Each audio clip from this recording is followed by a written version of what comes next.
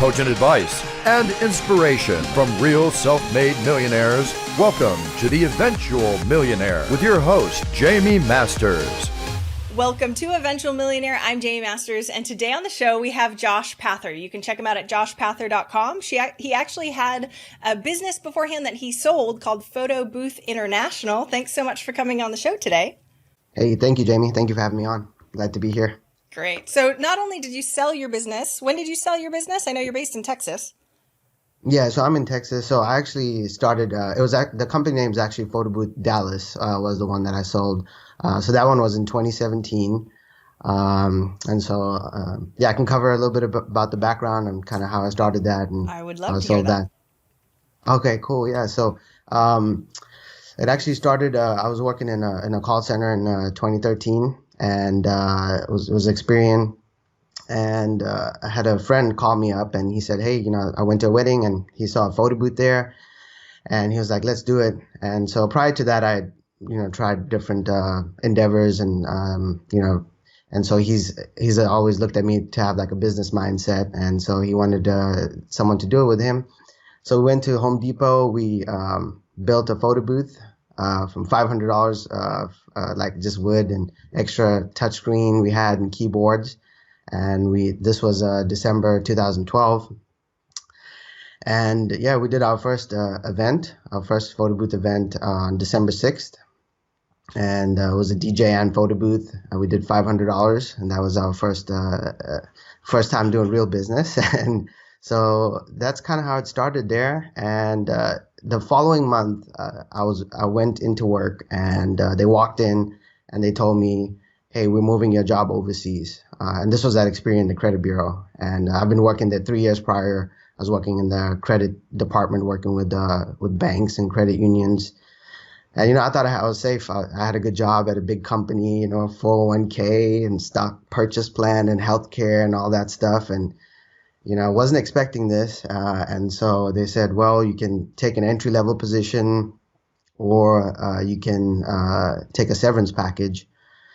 And so I was like, I thought of it like a sign. I was like, well, if there's ever a time to give it a shot, to be an entrepreneur, I was like, okay, well, let me give it a shot. So, in July of 2013 was the last day of working. And so I took the severance package and, we started the business, about 6 months before that.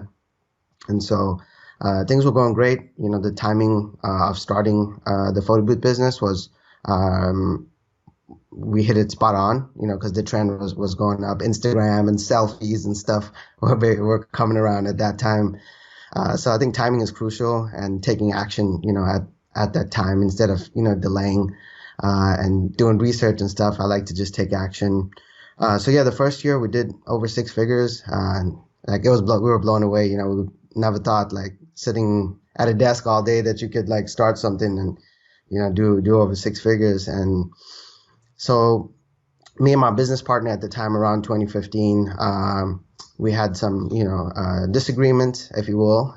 And as I'm telling these stories, I'm going to give like a little bit of advice, if you will, some tips for the people that are listening in so that they can, if they run into these problems, they know what to look out for. So yeah, whenever you take on a business partner, because the guy who called me up, me and him have been friends for 10 years. And, it was like, I love you, man. I love you, and we never thought that we would, it would split up and, things would not work out. And so, if you are getting in business with a business partner, make sure you start with the end in mind. Someone once called it a friendship agreement, just a separate document, stating like, okay, if things don't work out, we can still remain friends because that's more important than, business, and we can work out like I buy your shares or you buy my shares. And so we didn't do that. And, when things got, kind of hairy and, I don't know, it was the money or just like, finally get a little bit of taste of success, it kind of changes things. And, we had a nasty split up. I ended up buying his shares of the company out. And, I didn't look at the buyout agreement properly because, as an amateur business owner, you just don't know what to look out for. And the non-compete agreement was was only county specific. And so I wish it was actually, state specific. And so that's one thing, he ended up breaching the contract a couple of, probably within 1 year of the buyout agreement. And so we ended up in another lawsuit. So that would have been, my first lawsuit with him. And your first. The first of many, apparently. Yeah, the first of many. I don't know what it is. That's just, I think of it like a sign, sign of success, I don't know. But yeah, so I bought his shares out, and, the company was doing great. And during that time, we had a lot of people asking us, like, where can they buy a photo booth? Because they see the success that we're having. And they were like, hey, I can do this. This seems fun. I can do this on the weekends. I can set my own hours. I can start my own business, do it with my family or my children or my spouse. And so in 2015, we launched Photo Booth International. And so this company was designed to help people start a photo booth rental business and not have to go through all the problems and pitfalls that I went through. And so then it started taking off. We were providing turnkey packages for people who would buy a photo booth. They can get the photo booth delivered and do an event, that same weekend. So and that company was just you, because that was after, right? So that was just you. After. Okay, great. Yeah, correct. Mm-hmm. Yeah, so we provide turnkey, and people really appreciated that because it eliminates the risk of starting up, because we kind of give them a blueprint for starting a business. And so we give them training, we give them a community, we give them Facebook group, we give them contracts, tech support, that kind of stuff. And so this business started taking off. So in 2017, I decided, like, hey, the rental business was great. It got me to where I was at, but I can't focus on more than one thing if I wanted to be successful. And so we ended up selling it to a customer that came in to buy a photo booth. We offered it to them, and we could tell they had great ambitions, and they were like, they mentioned several times in the meeting, one day we want to be like y'all, buying a photo booth from us. Like, well, we have an option here, because we're looking to make an exit. And so, they let us know, like, they left the office, and, within 1 hour they texted us and they said, hey, we'll take it. And so that was in 2017. And since then, I've been focused on building up Photo Booth International. And it's been my passion to help people, because those first years of business, it's really hard and confusing. And, we didn't really have a lot of access like we do now to like celebrities and content and podcasts and mentors, because things were just getting started, back in 2012 and 13. And I want to be that mentor for people, that I never had, because I needed that. It would have saved me a ton of stress, lawsuits, and, headache if I had someone to kind of show me the way. Darn, you should have listened to my podcast back in 2010. I was there way back in the day when nobody else was there, right? So I know, man. So it's interesting because I see the 2 Comma Club, and I know you're really a ClickFunnels guy now. So is that based on Photo Booth International, or are you using the funnels to really sell the photo booth stuff still? Yeah, so we used it we used it in both businesses. Mm-hmm. And so to get the rental leads, we use that in Photo Booth Dallas. So people will come to the website, and we plaster it all over, like, hey, get a quote. It's another tip for business owners. Like, if you have a service business, or, like even your website, right? You're collecting emails all the time, right? And so I'm sure your list is growing every single day. But I feel like a lot of entrepreneurs, they overlook that, there's too many things to look at whenever you go to someone's website. Okay. Like, what do you do? Where do you go? Where do you click? It's 25 pages. If you just simplify it down, and that's what we did. Our competition doesn't even know about ClickFunnels, and so we implemented ClickFunnels. We told they go to the website. There's one thing for them to do to get a quote. That's it. There's nothing else that they can do. And so they go there, they get a quote. And so that's how we got the first one. And then the second one was done through Photo Booth International, which is also getting a quote as well. And that seems to be the thing that works for us, getting a quote. I'm not a fan of like showing prices on the website. A lot of people always ask me about that. But I prefer like, hey, let's talk, let's see what we can do because, it's customized. Quick question. So is Photo Booth International actually selling leads to your certified photo booth people? Like, is it your funnel or are you creating funnels for all of, is it a franchise or is it certified? How are you working with that?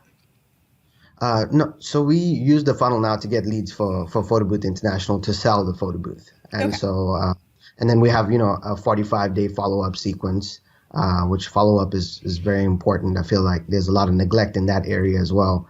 Because once you do set up, whatever landing page software it is, like you got to have a follow-up sequence. But yeah, we use it to get leads to grow our company. We do, tell our customers about that. But when it's a first-time entrepreneur and they just got a photo booth and they're trying to learn the photo booth and learn the business and trying to throw ClickFunnels on top of that, it's a little intimidating. But some of our advanced users have adopted it and are starting to understand. I'm starting to bring it more into the industry. Because marketing is a big area of improvement for us for the photo booth industry. For everybody, I think, just about. Unless the owner loves marketing like crazy, which there's a lot of them out there. It sounds like you're one of them. So I would love to hear a little bit more about that sequence and sort of how you evolved it. I like getting nitty gritty into this because like you said, most owners, they know they should be doing follow-up. And when we say follow-up, they're like an email or two or maybe three, which they feel like they're pushing really hard. So how evolved is your follow-up process? Yeah, so I'll tell you. So as soon as they hit the quote button, so they're going to fill out their first name, last name, email, and phone number. So as soon as that happens, we have our IP phone system send out an automatic text message, and it says, "Hey, thank you for calling or getting a quote." So that comes from our company phone number, and so that's automatic. So then they can reply to that and start chatting with one of our sales reps or myself. Like it even comes to my cell phone. So that's the first step. Then the second step is an email that triggers from my company email and says, "Hey, thank you for reaching out. Which photo booth were you looking at? Question mark." So I found what works well is like keeping it short and ending with a question always, because there's something that makes us feel guilty if we don't respond, and so customers always feel like the need to respond. And so once that email chain is opened up, then you got your conversation there. You can find out more about the customer.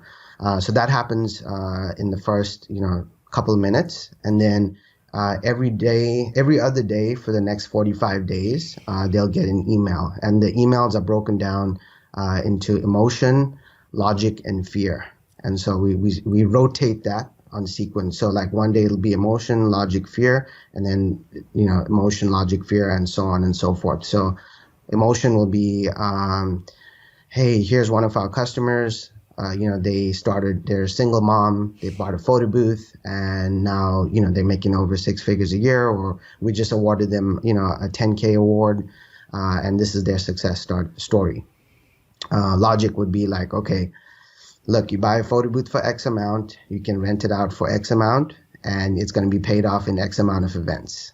Okay, and then fear would be, you're a good one that I always like to use. Like, imagine if someone told you about Bitcoin in 2010 and you invested, back then. So just like Bitcoin, I'm telling you about, this industry, and you can make a side hustle and make 6 figures with it. And so, don't miss out on this, Were you always a copywriter? Are you good at writing, or did someone else No, write those emails? I'm terrible at writing. But luckily, I've been blessed. My wife is great at spelling and grammar. And so she always has to proofread everything. Entrepreneurs are smart. At least we have people. I know I am horrible at that also, and I need to have everybody read it. So are the calls to action on that follow-up sequence the same? Because it sounds like you're warming them up even. I like that you're getting some engagement. It's not always like, sign up for a call, or like, let's try and hard pitch you, or whatever it is. It's nurturing. Yeah, it's nurturing. So the call to action on the email, it's typically going to send them either to our financing app, so that they can so we'll end the email like, hey, you want to start today? step one, like, finance your photo booth for, X amount per month or something like that. Or the next step, view our shop, or they can, call or text us. We put call or text in every email. So there's three options that they can use. We like to give people option. Like texting, people love texting, right? Scheduling a call does not work for everyone. People try to always schedule calls with me. I don't know. It's a little bit tough, sometimes like you miss the call and then like, oh, okay, well, my next availability is next year in 2021. Right.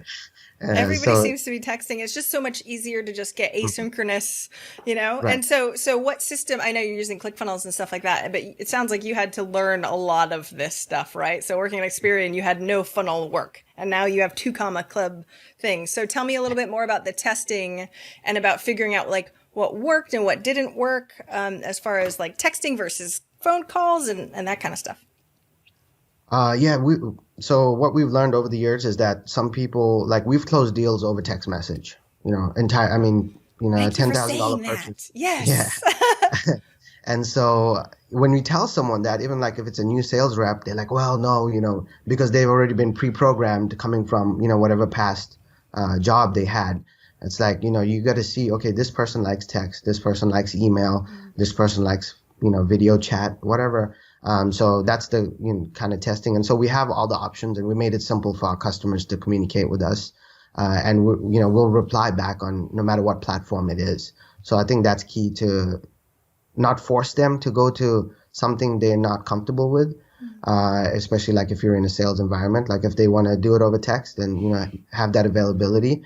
It's, the phone company that we use is called Just Call. I've tested a lot of them out there. This one seems to be the most integrated one, and it works with Zapier. And so you can set up triggers. And if it's not integrated with something, if you can just send them a message, and they're like, hey, we'll work on it. So it's been great. That's awesome. And just having that text message come from your company number, it says a lot right away, and we speak to people all the time. They're like, well, you guys are so fast, but they don't know it's all automation, Smart man. And I mean, even with the tonality of the email, that first email, it probably sounds like, oh, that's the owner of the company sending me a message. That's great. Oh, of course they care so much about me. And you're like on the beach somewhere, hopefully, right? Texting them randomly on your phone and no one knows. I mean, I'm grateful that we live in the world that we do now. But it sounds also like that you're really paying attention to what the customers actually want and need, instead of your preconceived notions, like you're saying, of like, oh, high ticket sales, you have to do a phone call and it has to be an hour. Do you have salespeople, and did you train them, or how did you actually grow that side of the business? Yeah, so the salespeople, so we have 3 sales reps, and so we use Cardone University, so it's a bit pricey, but we have them. We strictly we go through that. There's a basic training in there that we go through, and then monitoring the calls, and just taking care of the customers. We go above and beyond. We have a showroom in Dallas, Texas. Nice. We have customers fly in from all over. People coming from California, from Virginia, New York. They come in. We send them a little. They come. I sit down with them. We eat, and we talk, and we go above and beyond for our customers. And so we service our way to the sale, and none of our competition is doing anything remotely close to that. And so that's able to, help us stand out, and customers can see that nowadays. There's I think gone are the days where you can only just do so much. The expectation level has gotten higher, and we're there to deliver, and it shows. And our prices are not the cheapest. Customers know that, but they know they want to be a part of this because they've seen my YouTube videos, or they've seen how we take care of customers, or they've seen our reviews, or they've seen our our training and stuff like that. And so all that in combination, along with once they get on the phone with the sales rep, they've already been exposed to all of this. And so it makes the sale a little bit easier for them. So it doesn't have to be a hard sale, because I think that hard sale is, I think that's going away now. People, unless you're in a car dealership and you're face to face, I think times have changed, and we've had to change our approach, with COVID. Tell me, Now, that's exactly what I was going to ask. So tell me more, because especially in-person stuff versus you're like, oh, a photo booth for people in public places, or, weddings can be 10 people nowadays. So what can you do about that, especially for all those business owners? yeah, it was tough in the beginning, with the lockdowns. But we have our private group, and so we get, pretty good pulse on what's happening in the market. So every week we are seeing like more and more people go out, more and more events are happening, all over the country. So it's definitely going to be, a little bit different, but it's not to say all those people are not going to get married. Those events that just got postponed. And so personally, there's going to be a bigger need for it, in 2021 when this does pass over, because, love is not canceled. Thank goodness. Yeah. Does it make you as a business owner, especially because like you were saying at the beginning, you were a new business owner and navigating that, and then you're a business owner navigating COVID, which is a whole separate set of rules that is hard to even guesstimate what's going to happen. What did you sort of do to navigate that time? Navigating COVID? Yeah. So prior to COVID, probably about 6 months before, we hired a fractional CFO. Nice. And it's actually my friend Shane Mara, and he's been in banking for 20 years. And, he came in and he was working with us. And, when your company is doing really good and it's like almost uncontrollable growth, you do need to have someone come in and have a second set of eyes in there, And so that would be the flip side of the spectrum, right? Where like once you start making it and you do have, a lot of money coming in, it's like, okay, what do we need to have in reserves to sustain, something, right? And no one could predict this. And so luckily, he came in and he's like, you need to have X amount in a separate account. And so, we had that. And thankfully, we had surplus. And so we had that available. And that was able to sustain us. Also, so whenever I was running the rental business, in 2015, we did 800 events in 1 year. And so we ran into a scaling problem because there's only so much we could do. And then we needed more staff to do it. This business, we were able to do it smartly in the sense that in order to scale it, we didn't need to add another person each time that we wanted to, let's say, add another zero, right? So we're able to leverage outsourcing. We have our customer service in the Philippines. And we have sales reps who are on commission. Now they're working from home, so that tends to be a little bit better. So we're able to manage our overhead, but just being proactive about that all the time instead of letting it get carried away and having, higher overhead. Yeah, that's amazing timing for you too, like building up the foundation right before all this. I'm sure you're like, that was a great decision on our part beforehand. Tell me a little bit about, especially the commission structure that you've got set up and like hiring in the Philippines. How did we do that? Because I know a lot of people, especially right now, are like, I know I need team members, and it feels like a growing pain to learn either to outsource in the Philippines or hiring commission only. Is it commission only? It is commission only, yeah. Wow. Yeah, so it is commission only because at the end of the day, I'm actually spending a lot of money on advertising. Totally. So we spend You're delivering leads to them, right? Exactly, right. And so, in the beginning, we did pay a base salary. And looking back on it now, it's like it was kind of unnecessary because we're giving them, hundreds of leads a month of customers. And so, I feel like I heard this from another guy and that's teaching commission only sales. He said they're just order takers, right? At the end of the day. And so you want that hustle, you want that edge, you want someone who wants to wake up every day. And we don't have caps on commissions. Now that's what works for me. It may not work for everybody, especially in the beginning. You do need to probably have maybe develop a relationship with someone and, pay them a base salary and tell them, hey, this is what the future looks like for you. And so that could be something, to consider. But it's really just, case by case and business by business. Salespeople are hard to manage, just notorious. And they're a lot to deal with. And, managing them plus, the operational side, you do have to have someone else, if you focused on sales, managing salespeople, you'll have to get someone else to like manage operations, trying to split your time between the two it's going to be difficult. Yeah, tell me more But about yeah. hiring them too, because I know my friend owns a sales recruiting company. It's like they're really good at doing a really great job at thinking you're the best because they're salespeople, right? So when it comes to actually hiring, especially for commission only, how did you find them, and what was that process like? So the commission only sales rep. So we just post ads on Indeed, Hmm. Indeed, and what's the other one? Facebook. Yeah. So it's what we do. It's not no secret. I mean, we're gonna go through 100 apps. You just got to put in the work. We just happened to do it a long time ago, and so the people have stuck with us. There's no secret sauce. I wish there was. It is a pain in the butt, to have to, have interviews set up and they don't show up, or they show up and they're not qualified or something like that. But I mean, there's nothing special that I did. You have to go through 100 people to find the good one, and it's also something to consider, like the ones that did work out for us, like their lifestyle and their setup. Did they have kids? Did they have more time? What are their commitments like? What were their expectations like? What were their past jobs like? So I think that's also a big factor to the people who have worked out for us and have not. And so that, going into it, you can have that mindset, and not everybody's going to be a good fit. It is going to be a lot of hard work to find them. It's not easy. Like we still spending time finding new people. Like we're always hiring, right? And it's just going to be a matter of time before that next person comes there. I wish I had a better answer for you on that. No, I appreciate reality because it is Mhm. when people are in it and they're like, this is so hard, even comparatively to finding an operational person.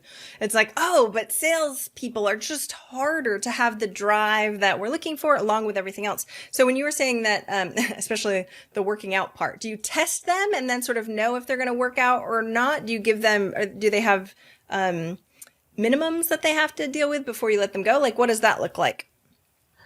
Yeah, so we, whenever we onboard them, so I was getting tired of doing one-on-one training. So I turned it into a course. So you can join our company and we have an online course on Thinkific, that's sales training. And so it covers like everything about the company, why we started, all that good stuff, and, about our products. There's recorded sales training calls. And, pretty much in the beginning, you can tell right away if somebody's willing to put the effort. The other thing we do is, with the Cardone University that we have, we give them their own login, and we tell them, like, watch your 3 videos every day. That's going to get you in the right mindset and get the basic sales training done. And, if they can't do that, if they can't commit just to doing the 3 videos, that just tells us everything we need to know. And it's like fire quick. What is the saying? You probably know it. Hire slow, fire fast. Yeah. Yeah. Yeah. Yeah. Yes. Which nobody does, but I shouldn't say nobody does, but it's just easier said than done for sure when you're in it and you're like, I need someone now. Oh wait, they kind of suck, but I don't have anyone else, right? Like it's hard to actually make those decisions in the moment that we need to make them. Mm-hmm. And then I can talk about the outsourcing part. Okay. So yeah, I think, going into all of this that's going on now, and just leveraging, the pay difference. And I think a lot of companies do need to outsource 10 to 20% at minimum of their work, back-end work, whether it's social media, just tedious tasks. There's a lot of fear in it. I don't understand why. If you have clear outlines, clear expectations, clear processes, it's easy for you to get someone. They're very trustworthy people, so you don't have to worry about that. But you do want to interview them, and it's been great for us. It's allowed us to scale. It's allowed us to have someone long term. People in other countries they do want a long term position. They do want to improve their lives. They don't have a lot of options, depending, like based on wherever they're at. And if you get the right people, they'll stay with you for a really long time, even longer than some of the people that I've hired here. Yep. And so I find their commitment is a lot more higher, and so they can really. Sometimes they'll say like, "Hey, I've clocked out already, but I'm going to stay on and do this," and I'm like, I didn't even ask them to do that. So I think that, you have to just write down the task, do a time study. I'm sure you do that with your customers, time study, and pick out the ones that, that you could easily outsource and start with that and go from there. It's just about starting, and maybe the first or the second one won't work out, but you'll stumble upon the right one that's going to be for your business. That'll be a good fit. And it can really help you grow and take off a lot of the stress and the tedious stuff. And you don't have to worry about turnover and payroll taxes, so that always helps. Well, I just want to highlight what Matt, I have 3 team members in the Philippines. I think they've been with me. One of them like 10 years, 5 years for the other ones, like a long time. And, but I really appreciate what you said, because it's about the business being clear and good at delegating and management, which when I first started, I was not as great as I am now. And now I have a team that manages them because I realized Jaime sucks at it. So just so you know, it might be you as the, as the owner that sucks, not the outsourcing part, just so we're clear. Right. But yeah, it does make a big difference. It does seem like you're always paying attention to how to do things better. So I noticed you said a couple of things on the tech side and the software side. What other things do you use tech-wise that maybe because I had never heard of justcall.com. And if you tested things, I really appreciate all the work that you've put in. So what other sort of tech things do you really lean into? I love technology. So let me look at my phone here. So Evernote's a great one. I don't know if you use that or not, but I'm all about like efficiency. So we use Evernote, we use Slack.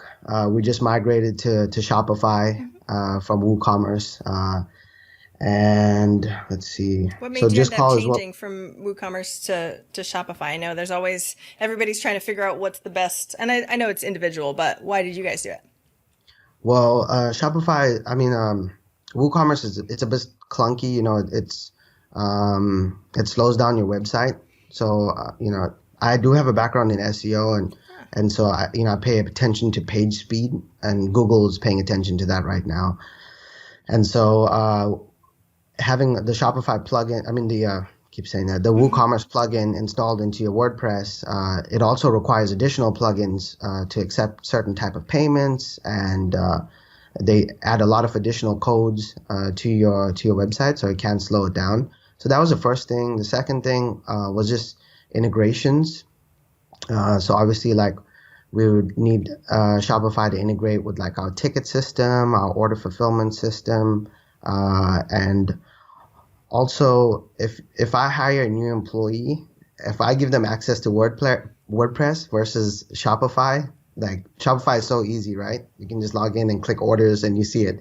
Like with WordPress, they log in and they're going to see a dashboard, and they're going to have to go to like WooCommerce and then click on orders, and it's not presented in the right way. So actually now the great thing is like all of our sales reps, they can have access to the back end of Shopify. They can go in and place an order, like an offline order. And, if they need to make a change to a product, like they don't have to ask me. Before it's like, oh, only Josh knows WordPress. So they'd have to like, email me and wait a couple of days for me to get around to it. And so the ease of use would be the second one. And then the integrations, I think that would be. And then also they did a webinar recently, not recently, but a couple months ago, and they talked about the future of Shopify. They're going to be building in like integrated split payments. They're going to be they're opening their own bank, Shopify Capital. Like there's so much stuff going on there, and I wanted to be a part of it. And so I think, it worked out really awesome for us. I love that you pay attention to that stuff. Because, it's a pain in the butt to switch, right? I'm sure that was fun, super fun. It was, but worth it. Yeah. Well, tell me a little bit more then. Well, actually, number one, I want to know your ticketing system and stuff like that too, because I get asked this all the time, and I'm a geek and I love other people's opinions on it also. But then I want to go into SEO. So what's your ticketing system and the other sort of softwares that you use on that side? Yeah. So ticketing system, we use Groove HQ. It's a company, I don't know where they are, honestly, but we've been with them for a long time. Ease of use. I mean, we've tried Zendesk and Freshdesk, I think is the other one, and all the desks. And some of the other ticketing systems, they're made for like, AT&T and like Capital One, like, large corporations. And when you just need one or two support boxes and you need to get up and running quickly, like that was the best option for me. And it's funny because like I did an interview with them and I told them like, I tried to leave one time, but it didn't work out. So I came back. See, I love that you test though, because while it is a big, huge pain in the butt, sometimes it can really ease whether internal use or external use, or it can increase in conversions on different things. So like, it's really important to do, but the amount of pain in the butt that it is, most business owners don't do. They're like, well, it's only this pain and it's known pain. So I'm just going to deal with it for as long as I can, right? Until it hits a point, right? Because we only have so much time and priority. So I appreciate all the work that you've put into testing. On the SEO side then, so I'm a geek too. So did you start with SEO especially when you were working on the first business in Dallas, and then sort of grow from there and learn SEO yourself? Yeah. So since I graduated high school in 2008, and so between 2008 and starting Photo Booth Dallas, I had a lot of endeavors that I tried. Herbalife and all this stuff. Like, tell me more. I love that. Stuff. Yes, everybody's like, oh, see, I had a bunch of crappy things at the beginning too. That's awesome. Not everything worked. Not everything worked, and but I never gave up. So one of those times I had a friend, and he was like, "Yeah, I was making money on a blog." I was like so confused by it. I was like, "What? You just make money without having a blog?" And he logged into his like AdSense account and he showed it to me, and I was like, "Whoa." And so like I started diving deep and just spent hours and hours and hours. So I used to work at the call center from like 10 a.m. to 6 p.m. Then I would come home and work from like 6 p.m. to like 1 a.m. And just like, on the Warrior Forum and just reading and searching and buying everybody's, SEO courses and watching videos. And so I had a pretty good understanding of it. And so I started making these niche websites. So I would find a keyword term, like back pain or whatever, something like that. And I would make, a 5-page website with, a couple of articles on it and try to get that ranked on the first page of Google. And then people would be searching for the term. They would visit the website, click the ads, and then I would make money. And so that was a big thing until 2012. As you probably know, Google wiped out everybody, and entire businesses and companies were wiped out when they did that update. I had a few clients. I was like, "Oh, it was gray. You knew it was gray beforehand. Gray hat, like they knew what they were doing." So yeah. Wild West. Yes, exactly. And then I was devastated. I was like, man, I put out so much of work, and I was getting pretty decent money back then. And it's like, it's all profit, right? Like once you write the articles, it's like there's no expenses, maybe $20 for hosting. But I learned, right? And that information I was able to transfer. So when I made the photo booth rental website, so I named the company Photo Booth Dallas, and that search term itself has 500 searches a month. And so that's why I named it that. And I tell people that all the time, when they're naming their companies, they're coming out with like crazy names that it's so hard to spell. And I'm like, okay, are they going to type in TO or the number 2? Like, it's going to be hard and people are not going to go to your website. I try to tell them, keep it simple. So that's kind of what started. And I implemented the SEO strategies, and that put us on the first page, and we've been on the first page now for like 7 years. The new owners are getting, they're still enjoying it. They didn't really have to spend hard work whenever they bought the business, because it was already bringing in leads and still brings in today. Yeah, local SEO still to this day. Like I look, because I'm a geek and I go and look at my client stuff. I'm like, dude, why is nobody going after this? Is actually super easy to get still, even 2020, which is kind of crazy when you start thinking about that. But again, such a huge skill set. Like if you didn't have that, a lot of your marketing would have kind of sucked when you started, right? 500 free leads a month, free leads without paid, is huge for a starting company. So that skill set, and I just want to remind everybody listening, because it feels like, especially listening to your story, like you did so much work and then nothing, and then it went away, but it's not. You're building on your entire career, people. Just so, all right, I'm off my soapbox now. But I think it's important, especially people going through this or dealing with things that are going on in the pandemic. They don't realize what the company in 5 years that they'll create with all the skill sets that they've already are getting right now. So I highly recommend that too. So on the SEO side, do you still do the SEO, or do you have somebody else do it internally now? I don't trust anyone still. I just like to get my hands dirty and, do that. And that's really what I spend a lot of my time in. Okay, how do I optimize this page? How do I make it faster? Where do I get backlinks from? I just, purchased Ahrefs software. I love that. Yep. Yeah, so I just got that, and so I'm learning that now, and I'm helping my wife like set up a blog for herself. She's um, like going after keywords and like making product reviews and stuff like that. So I'm telling her like, you remember all those nights I used to like work in the computer late and you had to go to bed, and like this is what I was learning, and now you don't have to spend several years. I can just teach you in 20 minutes, you know? I wasn't playing video games. Jeez, I was actually that's awesome. And it's such an Yeah. important skill set even now. I mean, a lot of people are like, "Oh, it's saturated." And big terms on a, global scale, that's huge, but a lot of local terms and stuff and long tail stuff is really still very doable. And I think what's so interesting is we're content producers. I'm very opinionated about this, just so we're clear. So many content producers, podcasters, they put tons on social media and then they completely forget about SEO.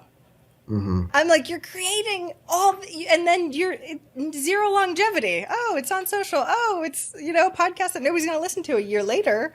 Anyway, Right. soapbox over. But yes, it's a huge skill set that I think most people need. And if you have it in-house, then you always have it. And it changes a bit, don't get me wrong, but it's definitely really important. I love it that you're teaching your wife.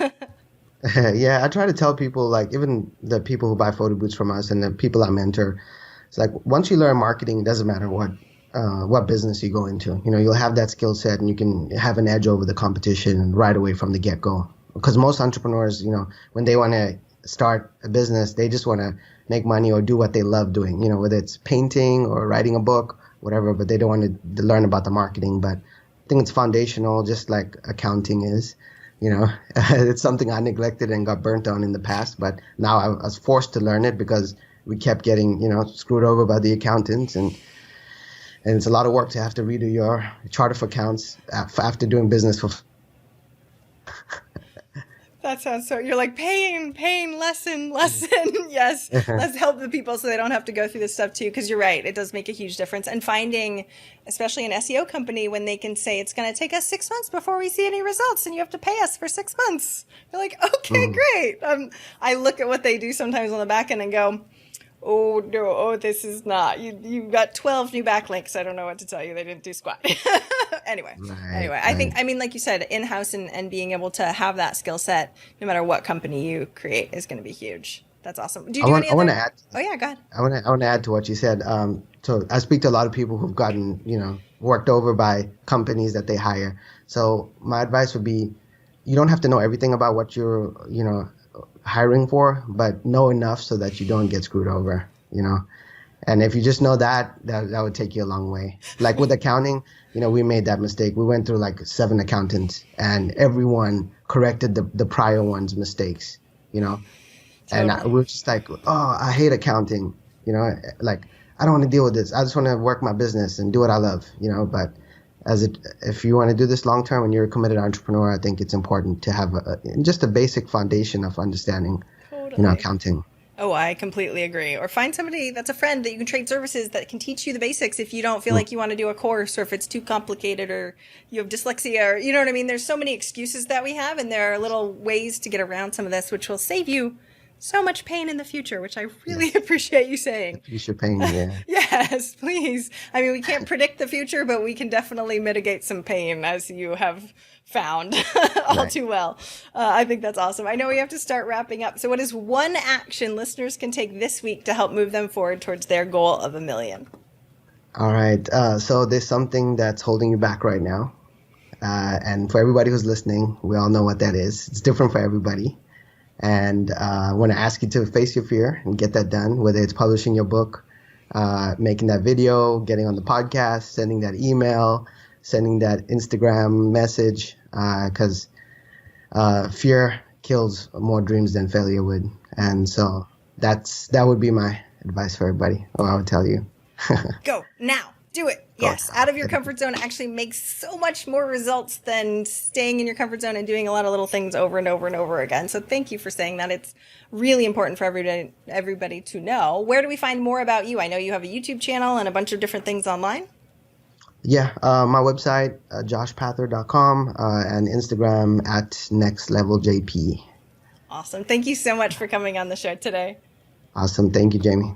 Thank you for listening and investing in yourself with your time. I so appreciate it. And if you enjoyed this episode, I would be forever grateful if you would be willing to leave a rating or review in whatever app you use for your podcast. I know that's what really bumps it up in the rankings, and I would so appreciate your time, especially if you've been a long-time listener. But of course, if you like this episode and you're brand new, thank you for being here too. Have an amazing, amazing day.